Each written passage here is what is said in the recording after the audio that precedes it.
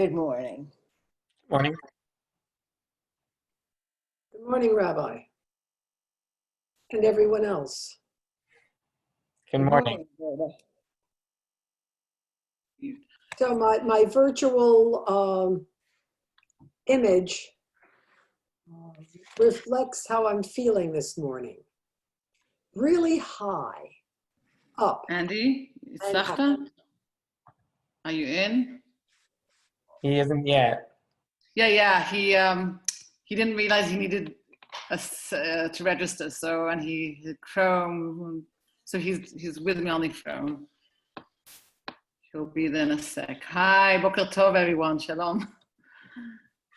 Boker or, although it's very much evening where you are, right?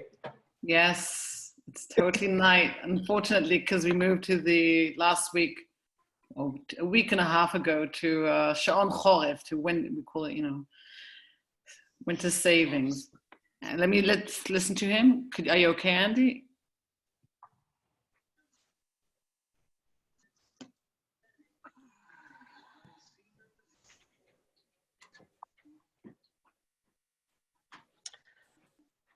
Well, I'm glad you're feeling good, Roberta.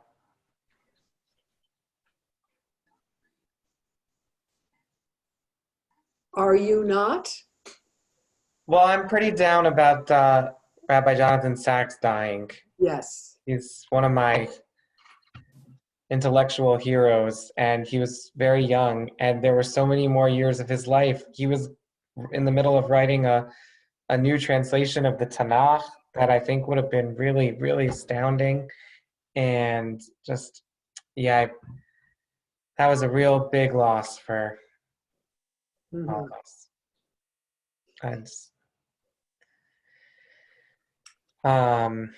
yeah, that did temper my joy a bunch. Yeah, I'm sure it did.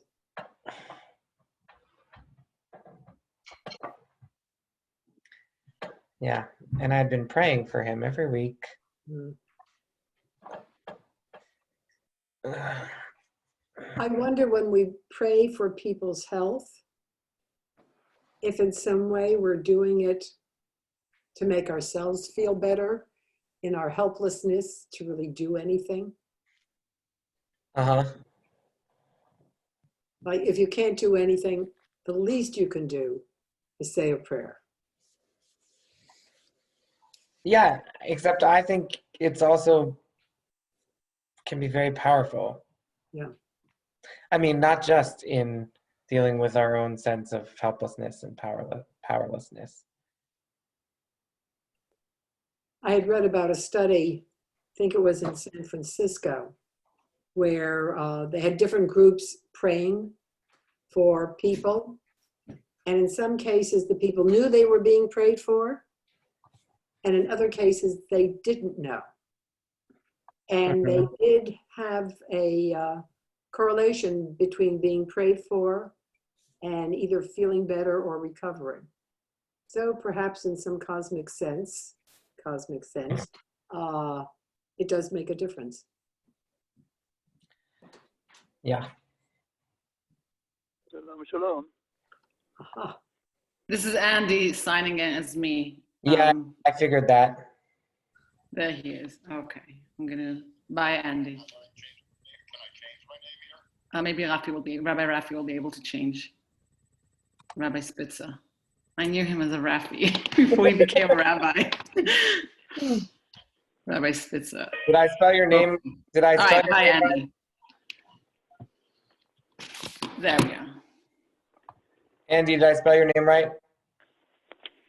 Or Doesn't Andrew. Matter. All right. Can you see me? Yeah, we can see you. Okay. Because I don't see you. I see you guys, but I don't see me, which is odd.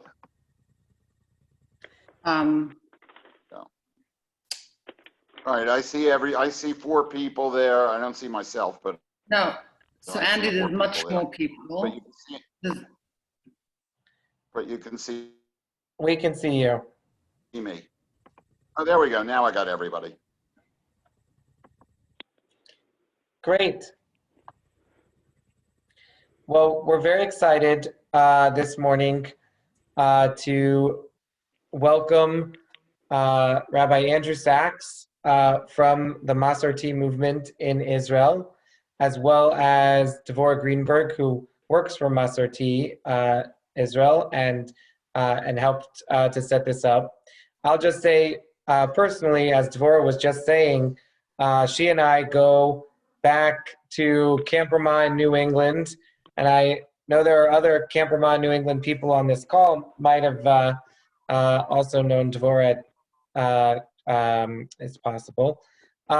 Anyway, and I actually had just run into Devorah last November, almost exactly a year ago. Maybe it was December at the USCJ 2020 Vision conference, which was one of the last, public events.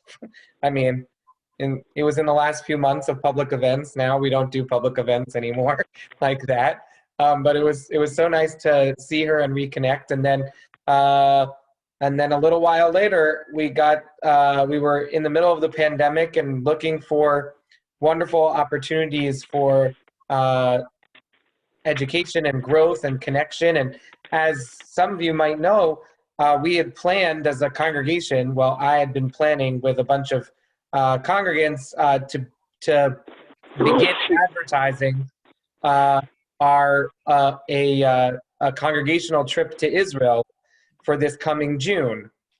And we had been talking to the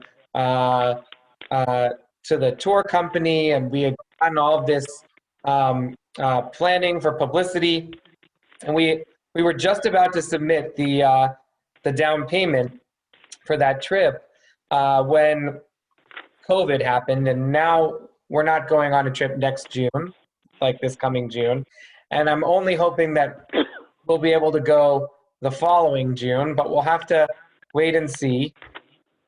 Anyway, so when Devorah reached out to me with this opportunity of doing several sessions about religion and state in Israel and how it connects, how our status as conservative Jews connects to the work that conservative Masorti movement is doing in Israel on all of these issues, and how we could also feel how we could also connect these programs to the issues of women of the wall and to LGBTQ rights in Israel. It seemed like a really wonderful opportunity for us to do some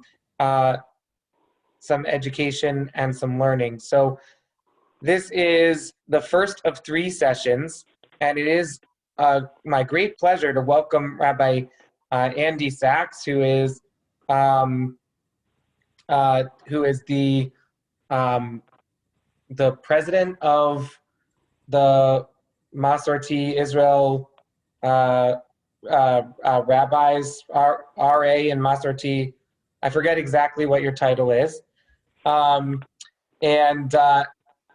Rabbi Sachs is going to join us for this first conversation, which is an introduction to the topic of religion and state in Israel. And so without further ado, I'm very excited. And Devorah, if you have any other words of introduction that you'd like to say.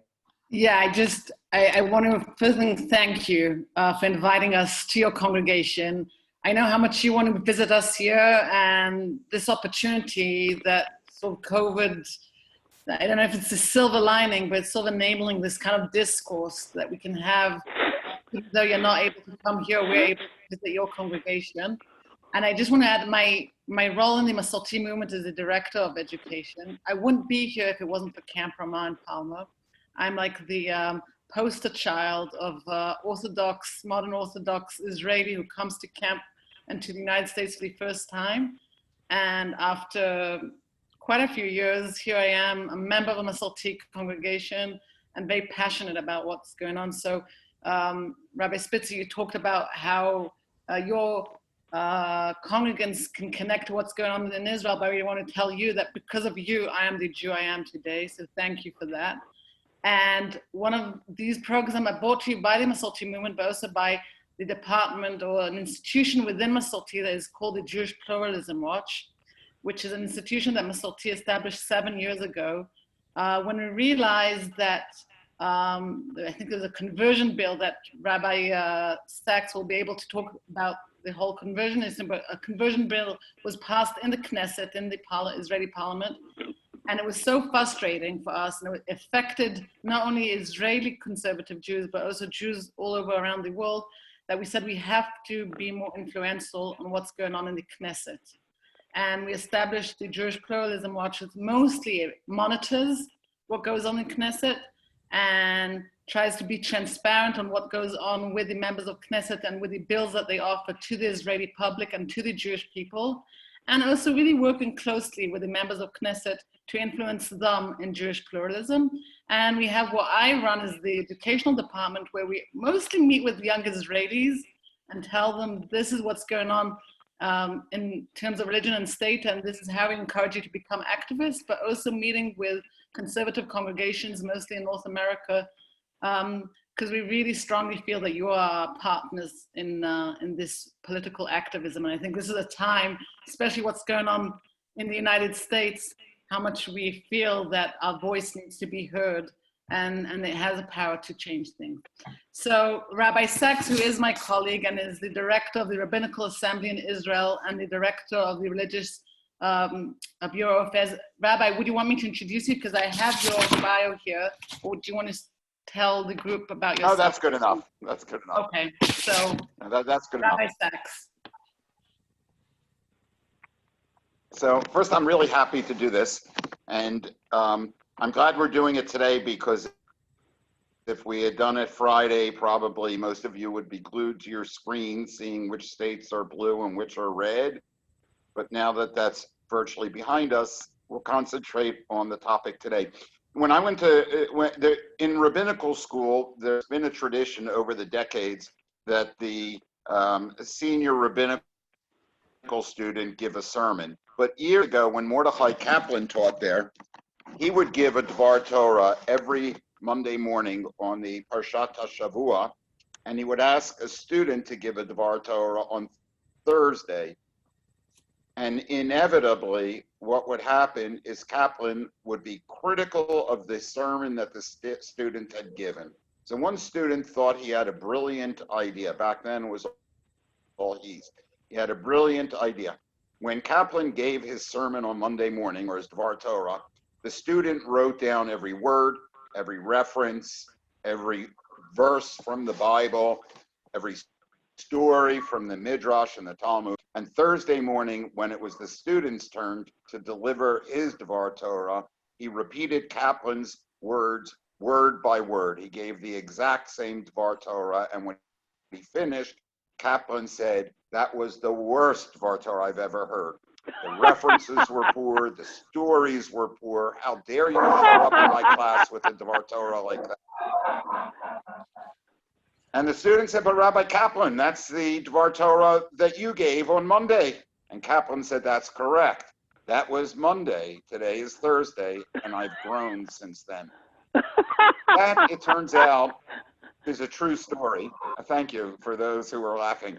That turns out it's a true story. And it is also true that what we'll talk about tonight might have been different had we had this session a month ago or 2 months ago, because things developed very, very quickly.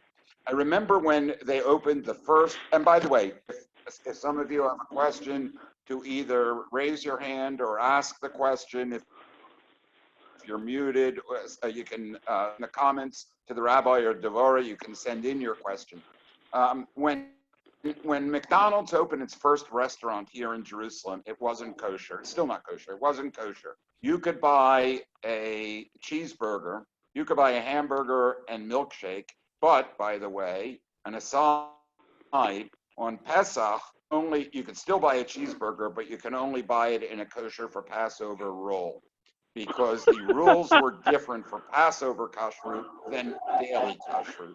And that's just the beginning of seeing how confusing things can be in Israel with regard to religious pluralism, religion and state, and who can. I remember speaking to a youth group who were visiting Israel and asking them how many of them felt that all of the restaurants should be kosher.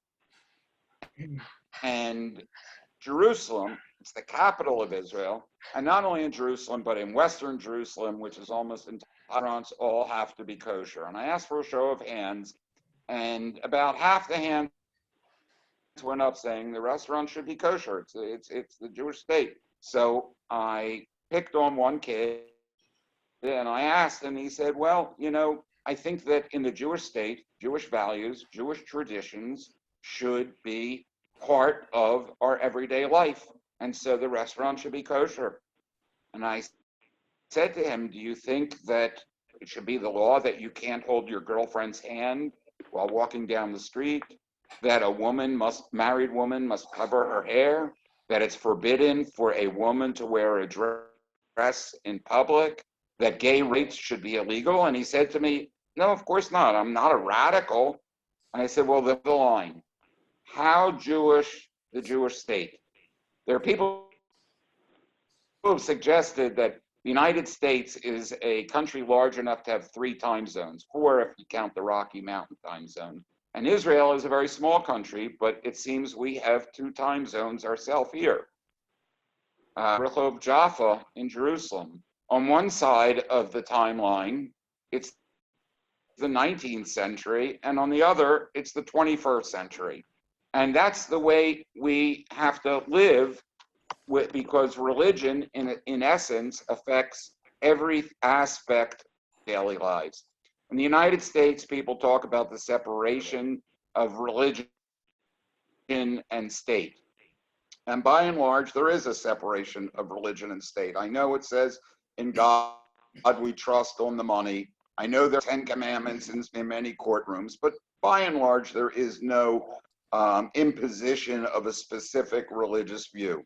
Here in Israel, we don't normally talk about separation of religion and state. A better term would be separation of religion and politics. Why? Well, if you look at the army in Israel, for instance, we have 2 kitchens, a dairy kitchen. I know virtually nobody, maybe nobody in Israel who feels the government should not be spending money, the extra money, to have 2 kitchens for people who want to keep kosher.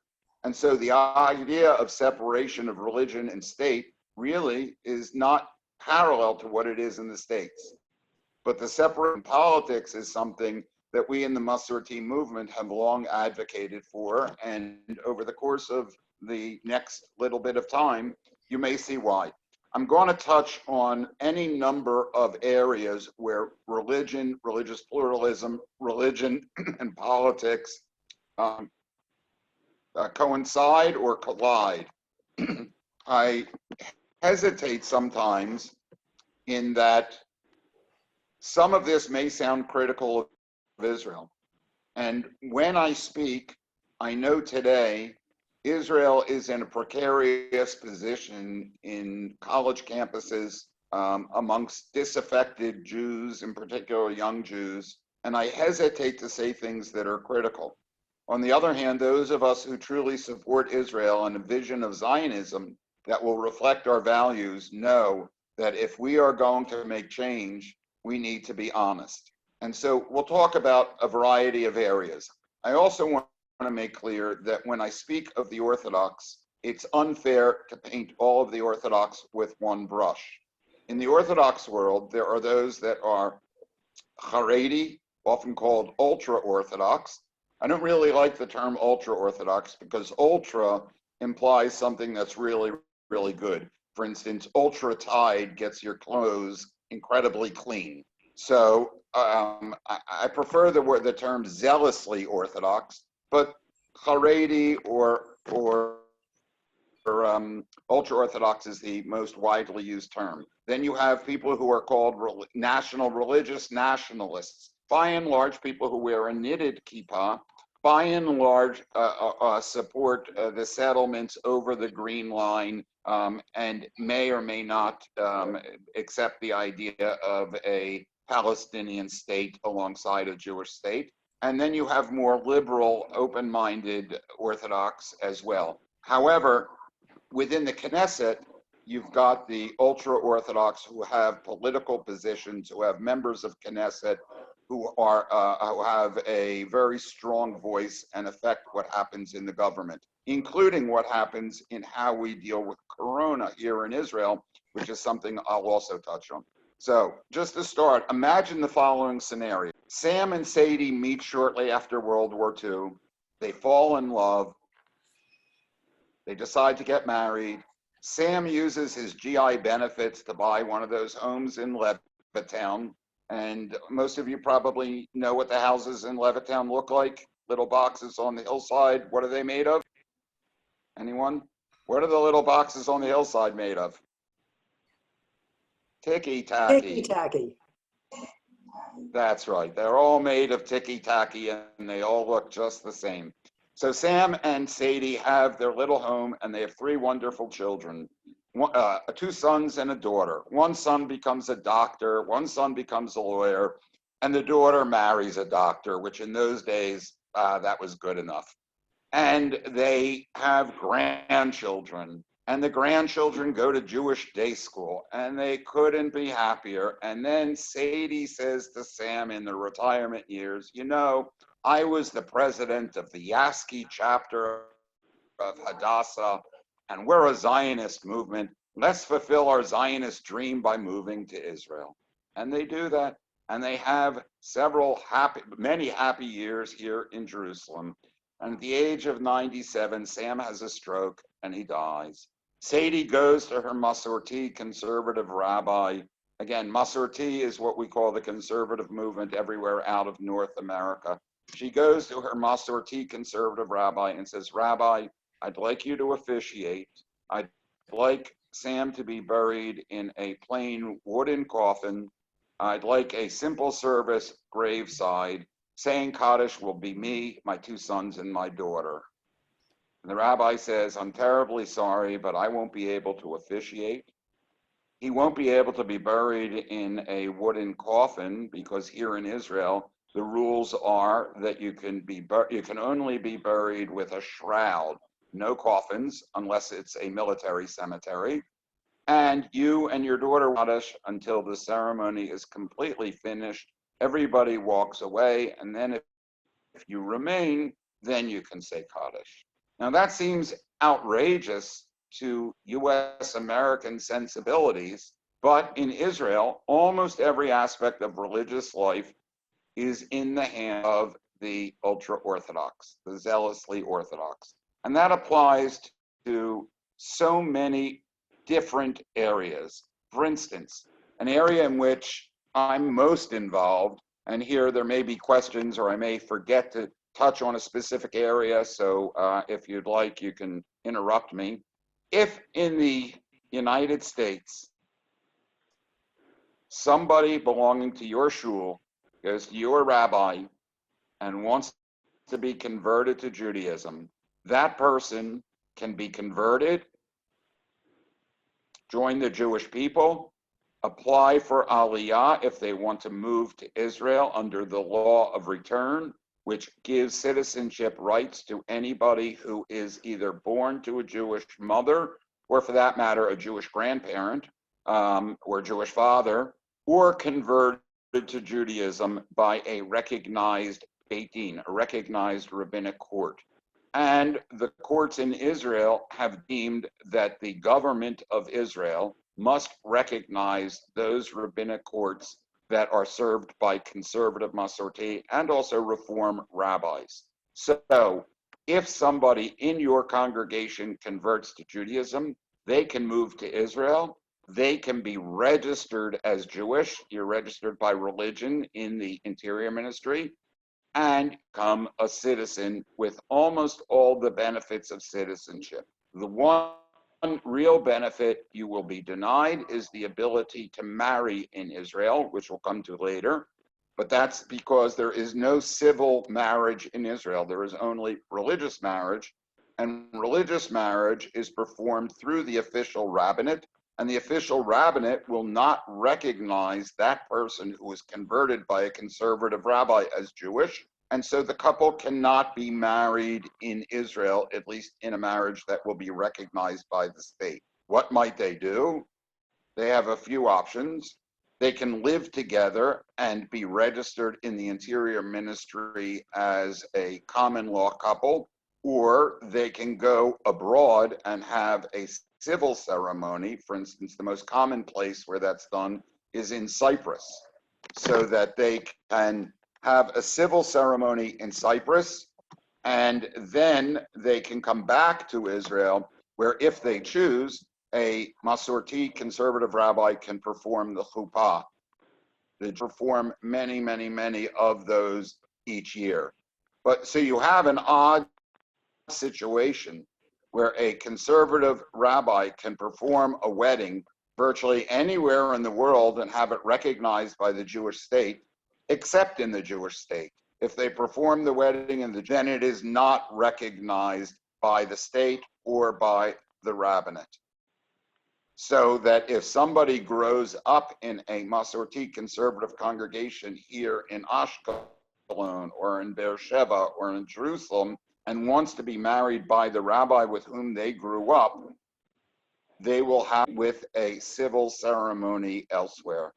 And that really is troubling for many people, because what it means is, for if it is two people who are both Jewish, then they are, unless they have the money and they're willing to go abroad, it means they are going to be married in a ceremony with a rabbi who they probably don't know, with a ketubah, with a marriage certificate, which is not egalitarian, where women cannot participate in any significant way in the ceremony, and they cannot really have very much personal input into the ceremony. And we'll get to why all of this is in a few moments. And by the way, for divorce, it's also problematic. We have no civil divorce in this country. So imagine the following scenario. Also, this scenario is a true one, but it's paralleled by many similar cases. A couple came to Israel. A couple was married in Toronto in a conservative congregation. The man had converted. He and his wife had 3 children. They made Aliyah. The 3 children all served in the army, Israeli citizens, registered as Jewish because their mother was Jewish. And a few years later, after the parents were empty nesters, and they decided to get divorced.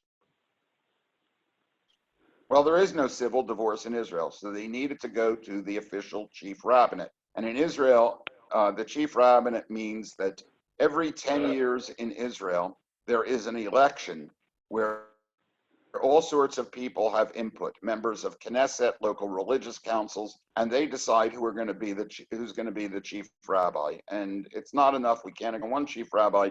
The country has 2, a Sephardi and Ashkenazi chief rabbi, which is also the case in almost every city except for Tel Aviv, where the city council decided they weren't going to budget for 2. So this couple from Toronto went to the chief rabbinate for their divorce, and they divorced. Why not? Because the man was a conservative convert, not recognized as Jewish by the rabbinate. By the state, yes, but by the rabbinate, no. And so they had to go to the civil courts to go through a procedure to have the marriage dissolved. Well, we faced a little bit of a dilemma here in Israel, because in theory, only the rabbinate, official rabbinate, has the right to provide a get, a Jewish divorce. Yet we had couples that we knew could not obtain a get through the rabbinate, or they had been married with us with a chuppah, but never had a civil ceremony because their Zionist principles said that we are not willing to leave this state in order to get married. We are citizens and we should have rights. And so they come to us for a get. So we indeed train, even though it was legally questionable, we did train a Misader Gitin, his name is Shlomo Zacharov, who does perform Gitin, Jewish divorces, for those who have been denied by the rabbinate or for those who have never registered. Now, when I mention performing weddings, it was not sufficient for the ultra-Orthodox members of Knesset to have a law that only recognized the chief rabbinate's weddings, a law a few years ago that made it criminal with a large fine and imprisonment for those who perform a wedding without registering it with the rabbinate. And that law went into effect. And indeed, half years ago, we had a rabbi, Rabbi Dubi Chayun, who performed a wedding. The police showed up at his door one morning, took him in the van, took him into custody for performing a wedding that was illegal. We used all the influence we had to have him released. He was released. Charges were not brought, but the area is still open to question. We do feel that our rabbis performing these weddings are not performing an illegal act, because the way the law is stated, it says those that can register the wedding and fail to do so are in criminal violation. But since our weddings can't be registered, they will reject our weddings if we try and register them. We feel that the law does not apply to us, and we can perform these weddings even as the state won't recognize them. Let me just pause for a moment. Are there any questions that people want to ask up till now? Anybody? Okay, so I'll continue, but again, send a note to the rabbi, comment to the rabbi, or to Devora if you have a question. And also, Rabbi, you can jump in anytime with questions of your own. Thank you. Kashrut. When I grew up in Philadelphia, and in those days, you had the OU, you had the K. When it came to Jell-O, there were people who bought Jell-O brand gelatin had a K on it, which doesn't tell you who gives the kashrut supervision. And the people who were perhaps more observant would buy a product called Kogel, which was like Jell-O, but it just didn't taste as good. And I remember also if you walked into the supermarkets and you walk into the freezer section, people would reach into the freezer and take out the little frozen product, and they'd look at it and say, wait a second. Is this Rabbi Novoseller's hashgacha, or is it Rabbi Wachtvogel's hashgacha? I'm not sure if we can eat it. I better call my rabbi. Well, in Israel, when the state was founded, there was a decision made to avoid that, to avoid any kind of possibility of the public being deceived by having only one kashrut symbol, and that symbol belongs to the official chief rabbinate. And that's the way it started out, except there were people who decided that's not strict enough. We need a stricter kashrut. And the rabbinate came along and created what they called mahadrin. But that wasn't strict enough for people. And so they came along with various badatzim, which are the ultra-Orthodox hechshers. And that's the way it continues. I had dinner at my friend Renee's house 2 weeks ago and couldn't help but notice that the bottle of Pepsi Cola only had 3 hashgachos, the bottle of grape juice had 4, and the bottle of wine had 5 different hashgachos, which means someone's paying the price to buy that bottle of wine. To give you an idea how expensive that can be, we decided in the Masorti movement deal with areas of kashrut and to give kashrut observation. Now, the law only allows, it's illegal, the law only permits the rabbinate to give hashgacha. The others are piggybacked onto the rabbinate. That is, it has the basic rabbinate hashgacha, the ultra-Orthodox add on to that. So the first family that came to us was from the Beit Shemesh area, and they owned a very small winery. It produced between 5,000 and 8,000 bottles of wine each year. The rabbinate, who had been observed giving them hashgacha, or when they actually, the rabbinate had been giving them hashgacha, and they couldn't really afford it. Why couldn't they afford it? Because it worked like this. No, non-Jews were not permitted to work in the winery because in the Orthodox tradition or approach to kashrut, if a non-Jew is involved in the production of wine, it renders it not kosher. In addition, the people who owned the winery, which was a father and two sons, were not able to work actively in the winery because they were not sufficiently observant for those who were giving the hashgacha. And they needed to hire two mashgichim, two people to observe the kashrut. Why? One was observing the kashrut, the production of wine during working hours, and the other was to be on call for non-working hours. Why? If, for instance, the father who did the books, if the father left wanted to go into the winery to retrieve his cell phone, he was not allowed to have a set of keys. The second mashgiach had to come and open up the office lest the father tamper with the wine. So I don't know the exact salary of a mashgiach, but we'll go out and say it's $15,000 a year, and the second mashgiach is another $15,000. That's $30,000. And the father and sons couldn't do the production work; they could do the bookkeeping. So that's another who knows how much money for the extra workers. Let's say another $30,000. So now you're talking $60,000 added for the production of 5,000 to 8,000 bottles of wine. It makes the wine unaffordable. When we decided to give hashgacha, it was illegal. It still is illegal for us to say the product is kosher. And so on the label of the wine, it says all of the following. This wine was produced under the supervision of the Rabbinical Assembly of Israel, a part of the Masorti conservative movement, in keeping with the legal interpretation of Jewish law of the conservative movement. Nothing that we have written here is to indicate that the product is kosher. So we've indicated the product is kosher. We've indicated that we're supervising it. We're indicating that it's done in keeping with our tradition, but we're not allowed to actually say it's kosher. And that's where we really stand today.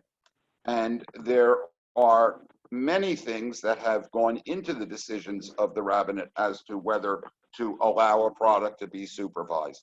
There was a court case when the rabbinate refused to give supervision to a hotel that would allow a belly dancer to perform. In Israel, sometimes belly dancing was a popular art form at celebrations. The court found that that's illegal. They can only do because of the food itself. But again, that is widely ignored, and there are now beginnings of alternative kashrut. By the way, with regard to burial, there's now alternative burial. The Supreme Court in Israel decided about 12 years ago that there has to be civil cemeteries in Israel. Land was allocated finally in Jerusalem for such a civil cemetery, but the reason it hasn't opened yet is the land that was allocated, of course, was on a very slanted plot of land. And so it requires about 20 million shekels to make the land level, to build roads through it, and to prepare it for burial. And so we have the land, but we haven't yet been able to bury on that land. Army service. One of the big controversies here in Israel is who serves in the army. Israel has essentially a universal conscription. almost everybody, certainly in our youth group, which is called Noam, goes and serves in the Army if they're physically able to do so. For those who are not able to do so, there's alternative civil service. Also, in the religious community, not the ultra-religious, but in the religious community, often girls, women will choose to perform civil service as well, but all of these people are serving either in the military or serving the state in some way or another. Ben-Gurion, when he became prime minister, the first prime minister of Israel, wanted to bring the religious political parties into his coalition. And so he made an agreement that those rabbinical students, those yeshiva students who wanted to learn Torah, who wanted to study in yeshiva, could receive from military service. Even in the United States, when there was a conscription, people who were considered incredible physicists or musicians could also be exempted from military service in the United States. So it wasn't such an outrageous idea. But in the end, Ben-Gurion came to regret the decision that he had made, because the initial couple of years, there were about 300 people who actually took advantage of the exemption from military service to study in yeshiva. Today, that number is about 60,000. 60,000. And the 60,000 is not a real number because that only refers to the men. The real number, if you were to include the women, about 120,000. Those people study in yeshiva. They receive a government subsidy to study in the yeshiva. The yeshiva receives a government subsidy for each student it has, while those who serve in the military in combat units, who are not part of the ultra-Orthodox community, receive monthly salaries of a little over about $120 a month. Then, when they complete their military service, if they want to study, not in yeshiva, but in the university, let's say they want to do a BA in Talmud, then they have to pay the university tuition, which is about 10,000 shekels or 12,000 shekels a year. So there's a system that is quite problematic, and the Israeli public is, in survey after survey, finds that this is just unacceptable. But the court has found that it's illegal, and it goes back to the Knesset where the law is modified, and then it goes back to the courts which say the modification is not good enough. And where we stand today is that the court has said that if the law is not changed to a satisfactory way, then all exemptions will end in just under a year. Now, to be clear, that doesn't mean they'll be drafted and go into the army, because there's no way that's going to happen.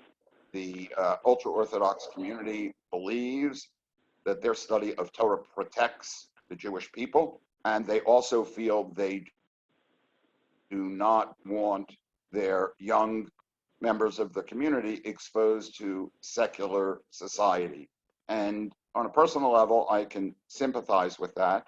What I have difficulty understanding is why there is no willingness to say to those who are between 18 and 20 years old, we will allow you to continue to study in your yeshiva in your town today, and for 4 hours a day, we expect you to do service in a senior citizen home or in a home for a place for special needs education during those 2 years. We are going to allow you to continue to study so you do not have to be exposed to the secular world, but we expect you to perform some kind of community service. But that too is unacceptable.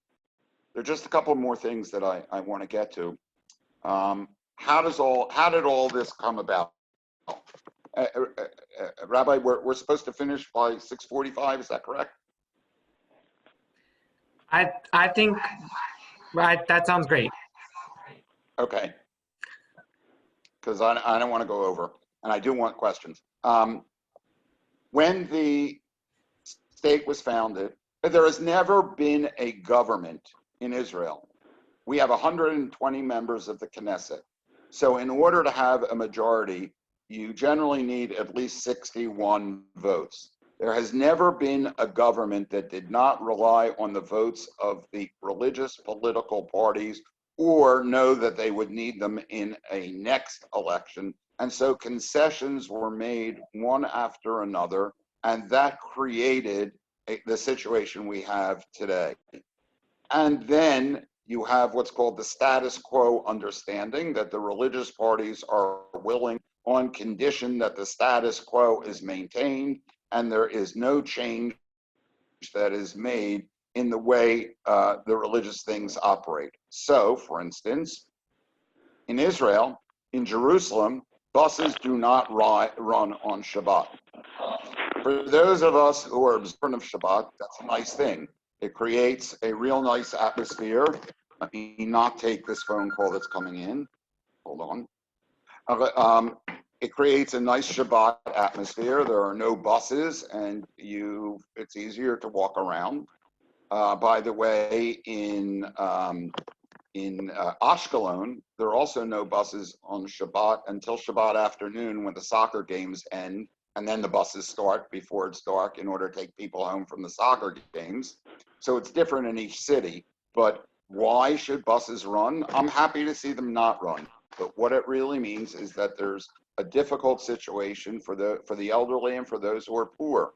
Those who can afford it drive cars. Those who can not afford cars, which is usually the lowest levels and often the elderly, if they want to visit a family member way out at Hadassah Ein Karam, then they can't, because unless they take a taxi, then they can't do it because there's no public transportation.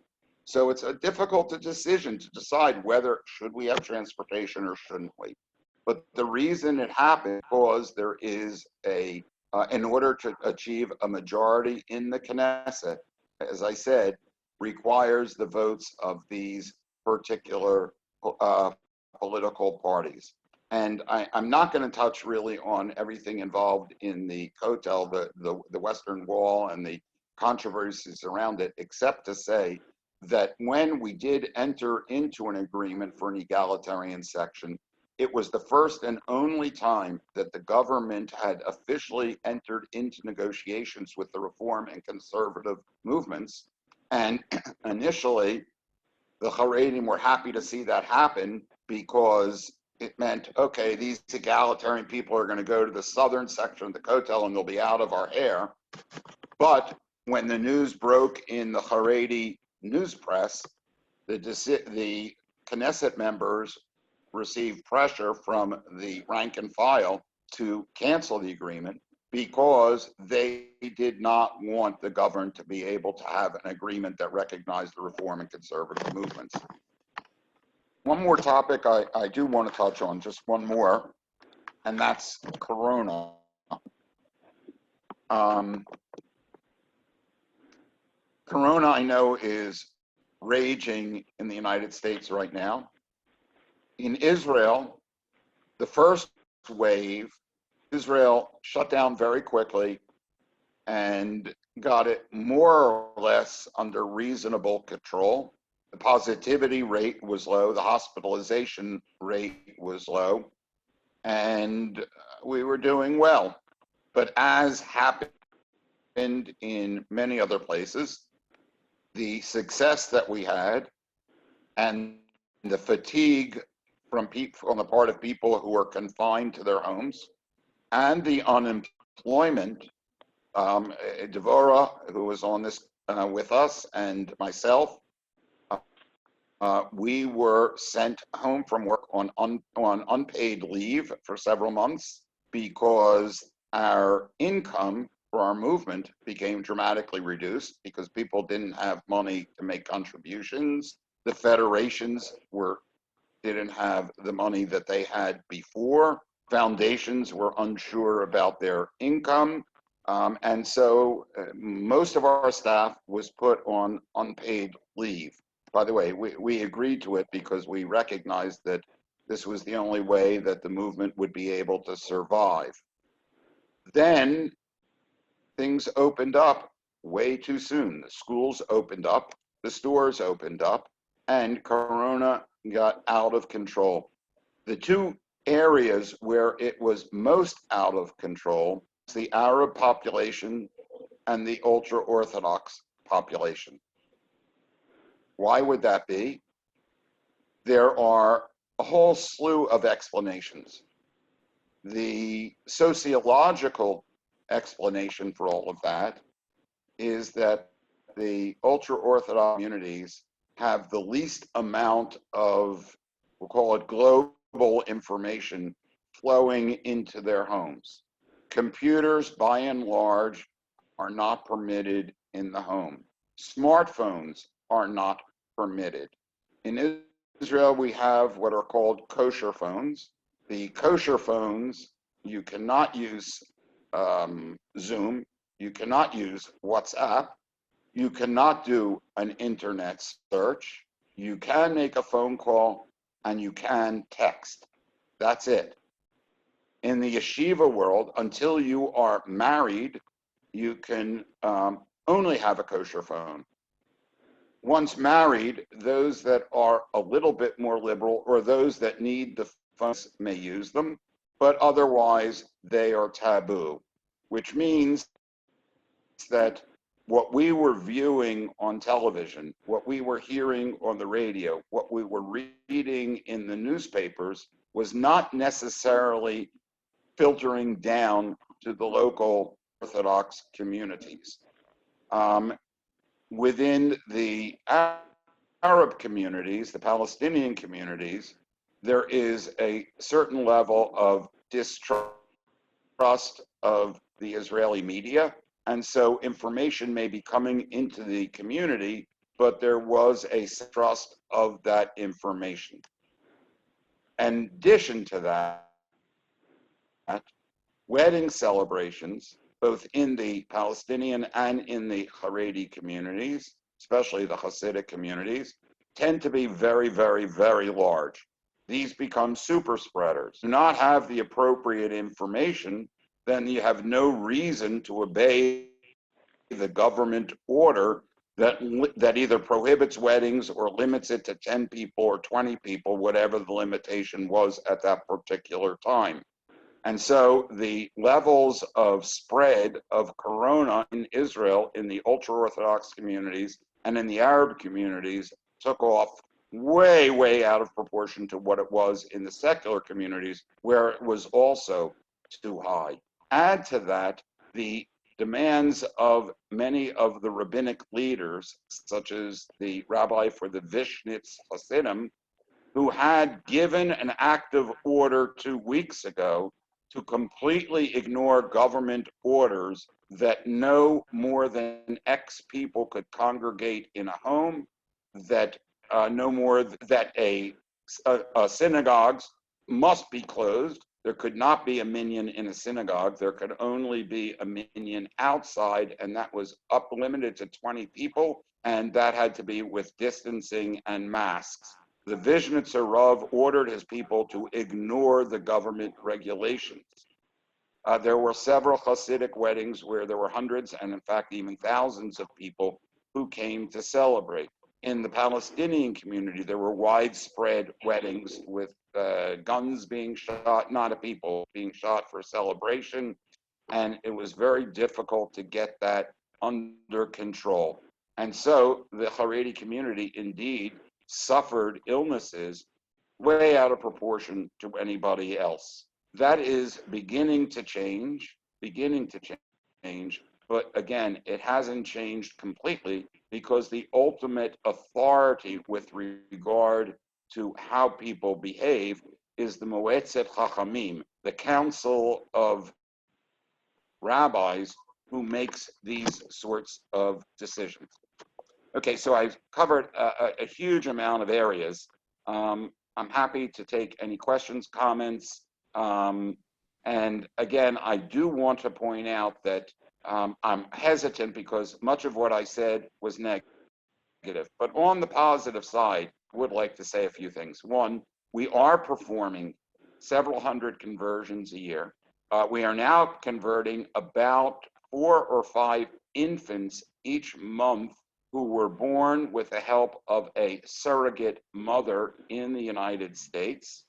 The United States is the only country, and Canada are the only two countries in the world that allow a baby to be born with the help of a surrogate mother if it's for a couple. Let's put it this way, everybody else only allows it if it's a married heterosexual couple. So that in Israel, gay couples will go to North America in order to have a baby. And when that baby comes back to Israel, the baby, first of all, there's a DNA test to make sure that the father, and if it's a couple, then the second partner in the union, and here I want to point out that Israel is part of an international covenant that recognizes marriages in keeping with the laws of the individual country or state. So since gay marriage is now legal in, again, I'm not going to get into the LGBT thing for this lecture, but since marriage is recognized in all 50 states, the country of Israel is required to register those couples who are so married. However, we also don't have interreligious adoption, which means that the parent, if it's a gay couple, the one who did not provide the sperm, wants to adopt that child as his own. Since we have no interreligious adoption, the child has to be converted in order to be adopted. And what then happens is the rabbinate, the chief rabbinate, will not convert that child because God forbid they convert a child that's going to be raised in a home that is right out of Sodom and Gomorrah. And so couples will come to us to have the child converted, and then the adoption can go through. By the way, the idea of no interreligious adoption has some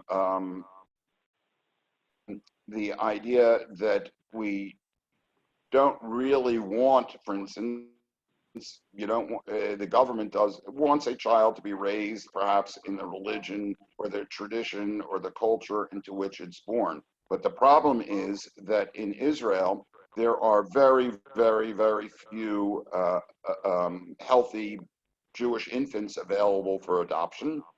Most of the infants available for adoption come from the Arab community. And that's because if a unwed Arab girl becomes pregnant, it's considered an embarrassment to the family. The girl will be sent away to have the baby, and the baby will be given away.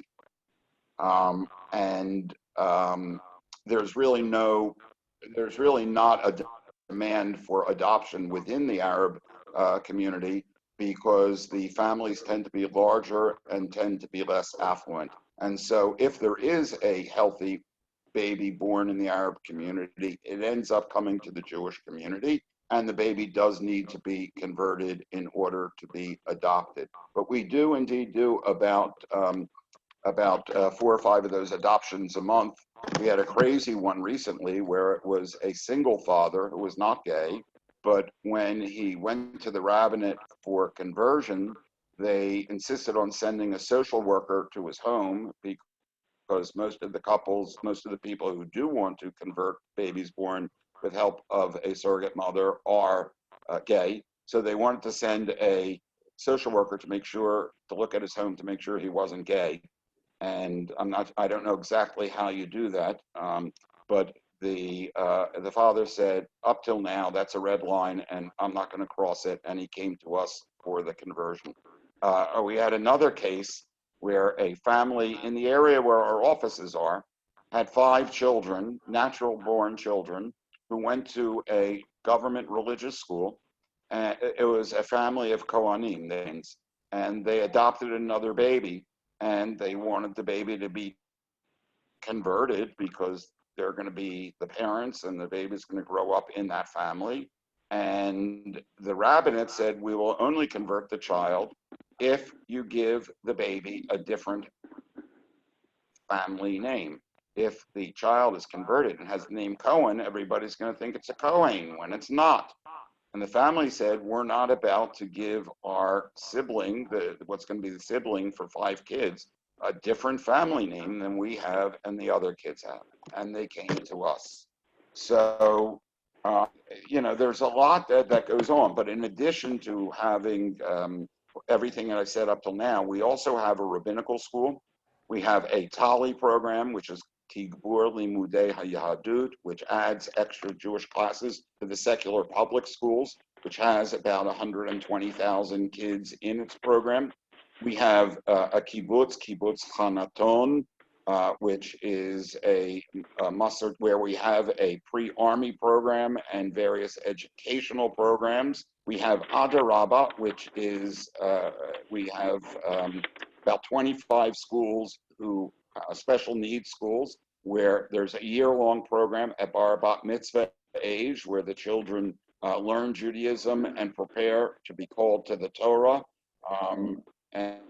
And each school will then have a bar bat mitzvah service, and there's lots of interesting stories about what happens in the municipalities when they hear the kids are going to be called to the Torah in a conservative synagogue, and girls are going to be called to the Torah.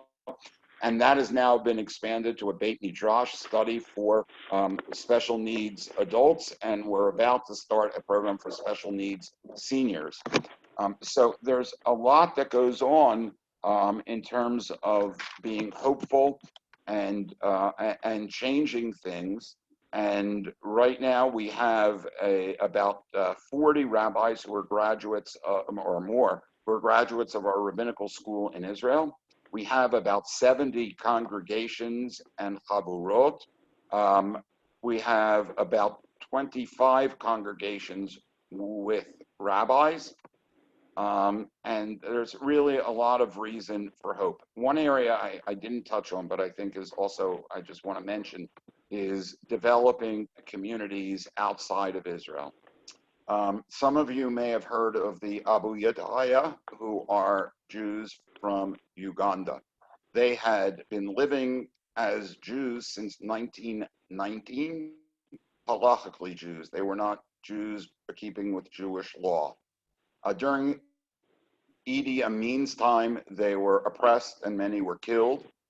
Then along came an ambassador from Israel afterwards named Oded,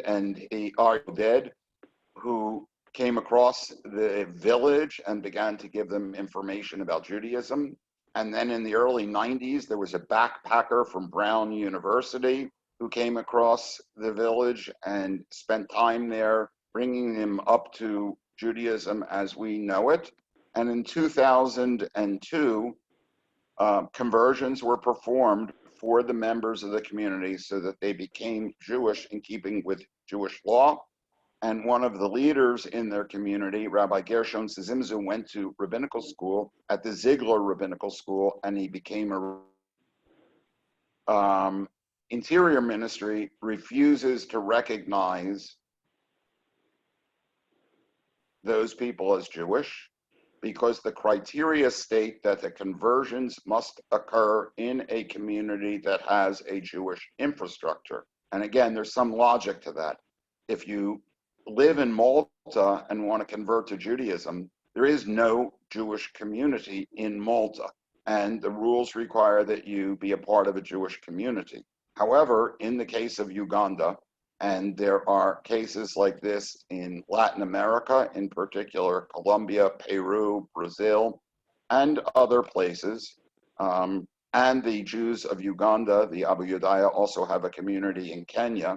The government claims that since they converted in a community that had no Jews, because until 2002 they hadn't been officially converted, then when they converted in 2002, they were not converted, and therefore they are not to be recognized under the law of return.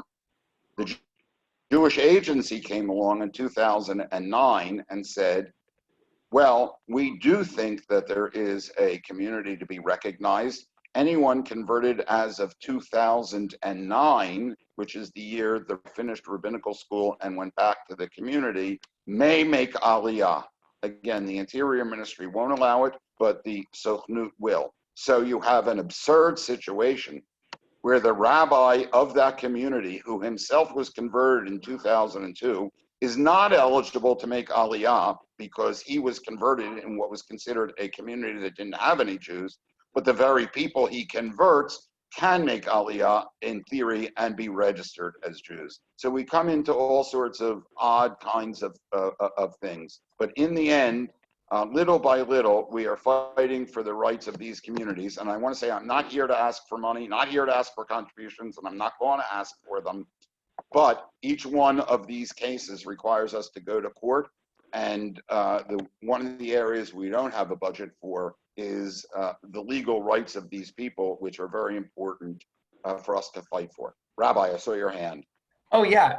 So several times over the course of this presentation, you gave us examples where the right hand isn't talking to the left hand, where one part of the Israeli government says, yep, we accept these people to come, but then they can't get married because the rabbinate controls the marriages, which the rabbinate is also a part of the Israeli government.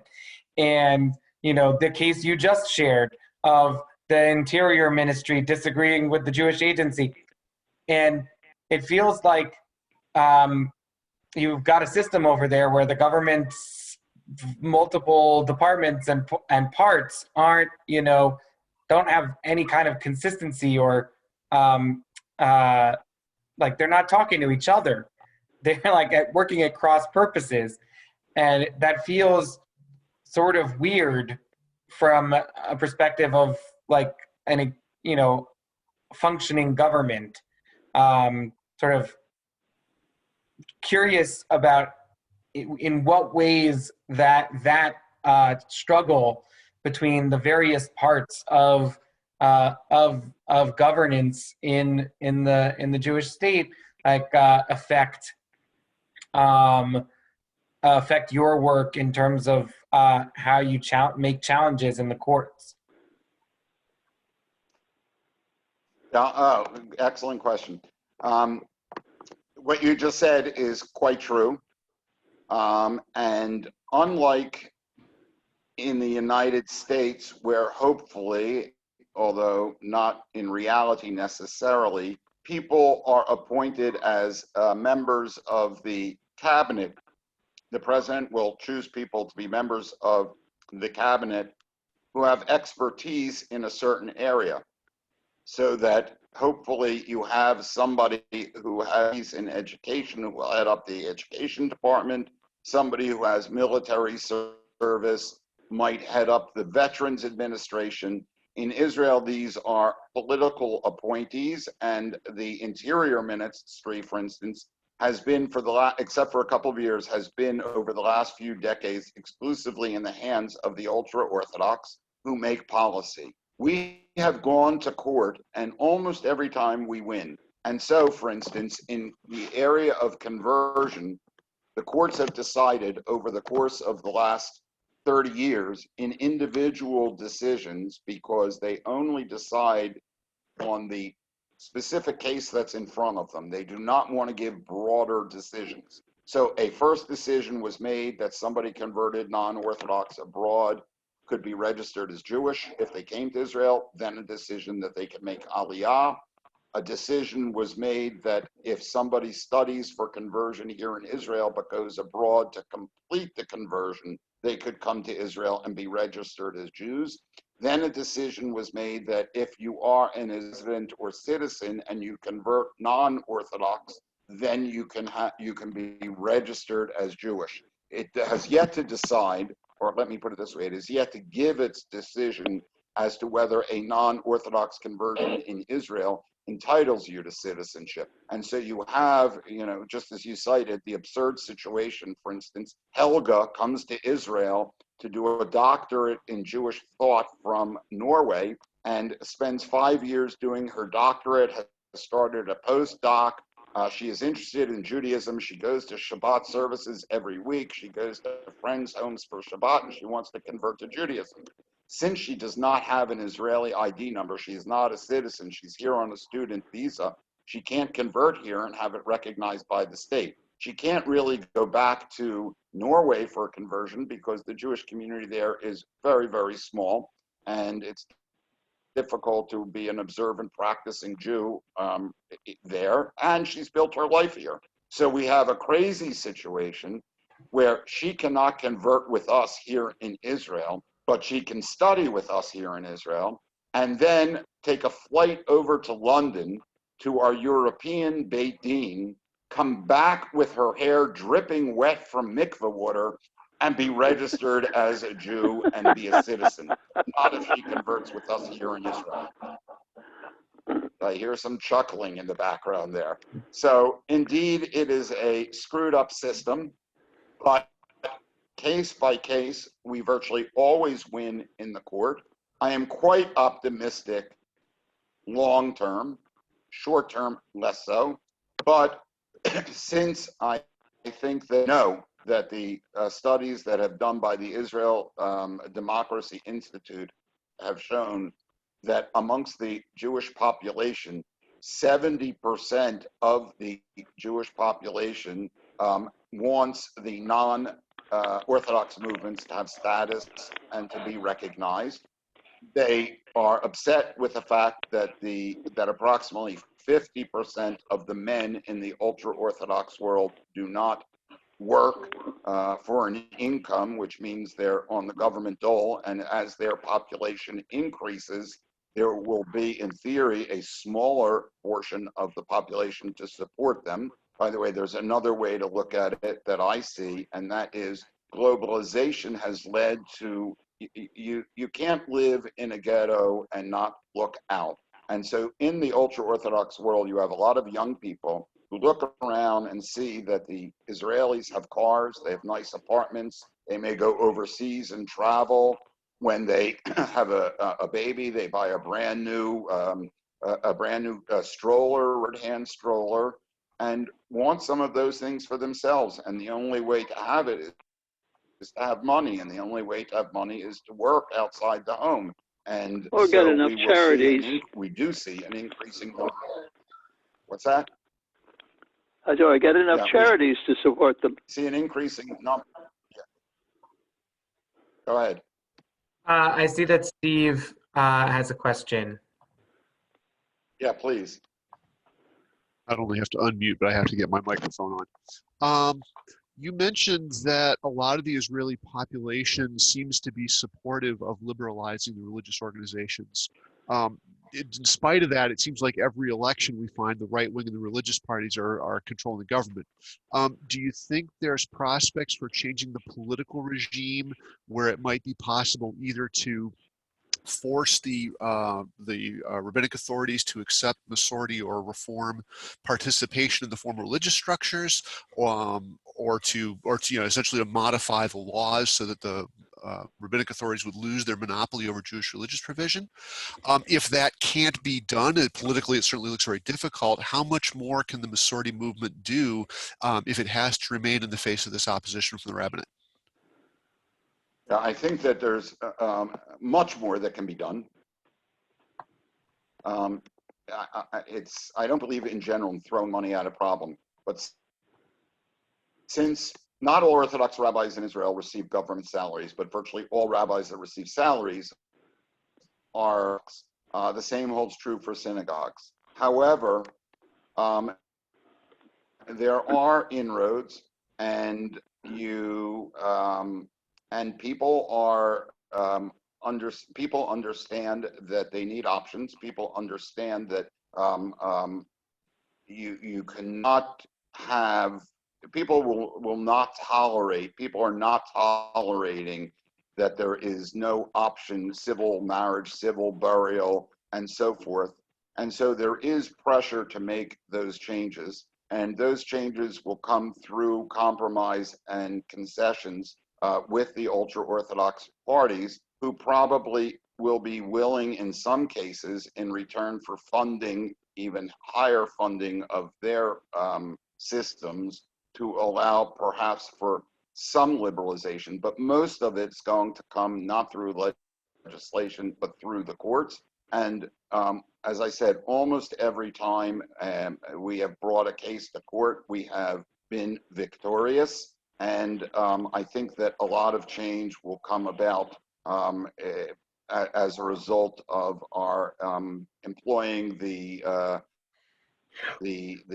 judicial system to bring about change. It could also come about if we had a prime minister who was more willing to, who was less afraid and more willing to reach out. However, there is one survey that was presented on television about 2 weeks ago that suggested for the first time, if elections were held today, and you probably know that we had 3 elections over the last year or a little bit over a year, and we are probably on our way to a 4th election because the government that currently exists is each party is at each other's throats. But if an election were held today, the way the parties would receive their seats, and again, this is just a poll, is such that for the first time, it would be government that excluded both the religious parties and the Arab parties. I want to make something clear. I'm not suggesting that we should exclude or include Arab parties. What I am saying is that the mainstream political parties here in Israel are not willing to include them. And for the first time, the way the votes break down, there would be sufficient number of elected members of the Knesset to create a political party, government majority that would not include the ultra-Orthodox and would not include the Arab parties. And that could be an opportunity for many things to change, and also give the ultra-Orthodox a cooling down period outside the government where they're not receiving their massive funding to realize that this cannot go on. Did that answer the question? Yes, thank you. Okay. I know we're sort of at the end of the time. Any last questions? And I just finish with one sentence. Rabbi, any last? I'm going to say a comment, if that's okay. I'm just going to say that, you know, we all time ask, how do we create change in society, in your community, and so on. And I want to tell you that Rabbi Sachs, there's not a day that goes by, and his office is just next to my office, that someone, a Jew around the world or in Israel, calls up and says, I'm in a problem. I have a problem with the Israeli government. They won't recognize me. They won't let me into the country. Or I'm stuck in Ben Gurion Airport. Could someone help me?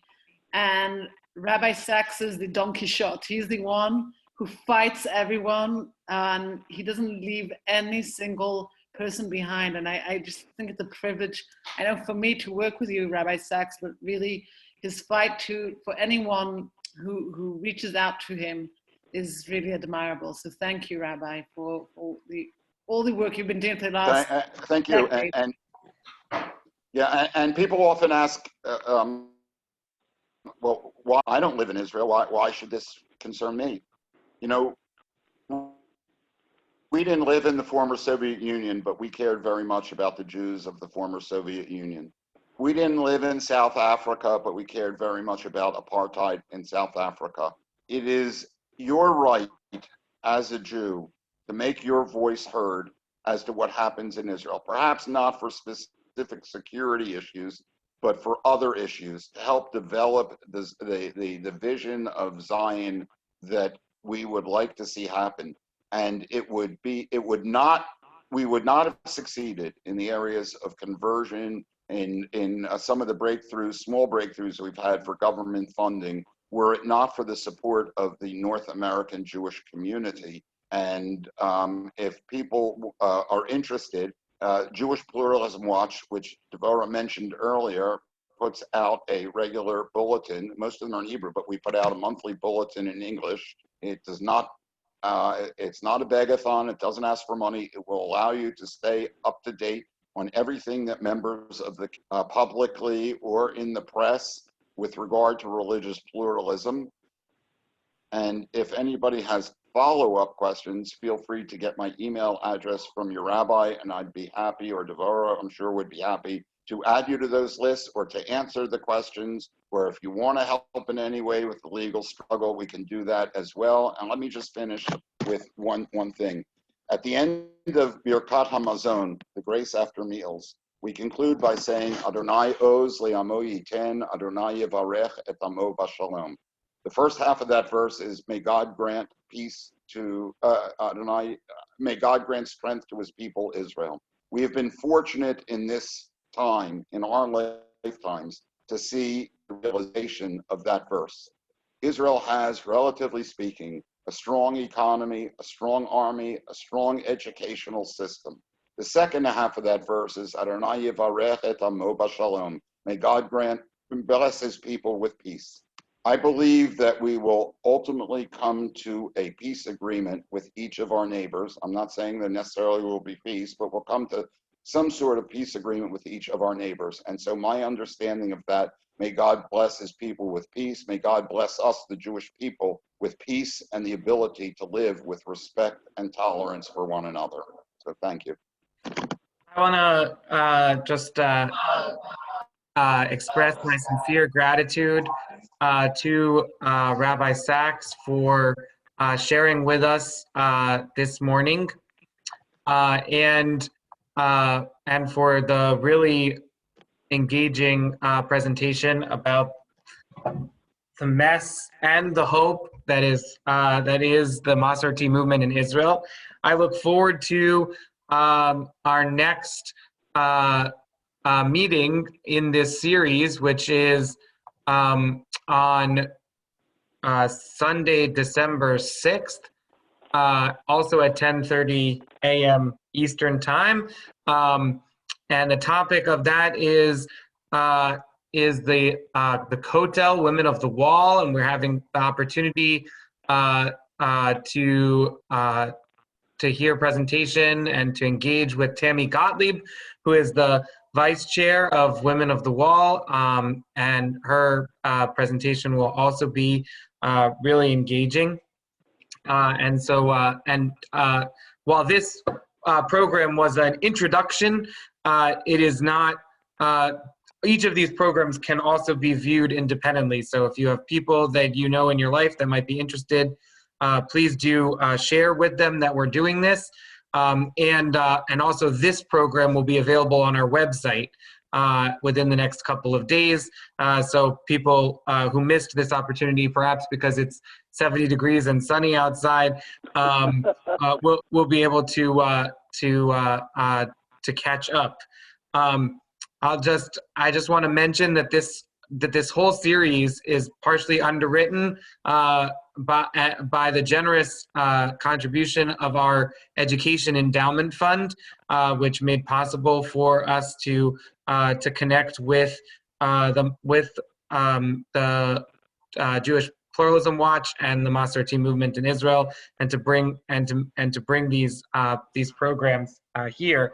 And I'll just close by saying I see now, just now, on my Conservative Rabbis Facebook page that the B-roll of Vice President Biden that they're playing on Israel's Channel 12 News right now is the roll from when the president-elect was vice president and was at the Rabbinical Assembly Convention, and so that's the conservative movement's Rabbinical Assembly Convention, and so right now in the public channel in Israel, Channel 12, there's a picture of President-elect Joe Biden with a big Rabbinical Assembly sign right behind him, which I think is a very fitting end to this moment. Yes, indeed. In all the channels what I'm getting in my from my WhatsApp groups. So yeah, I just think that's awesome. Yeah.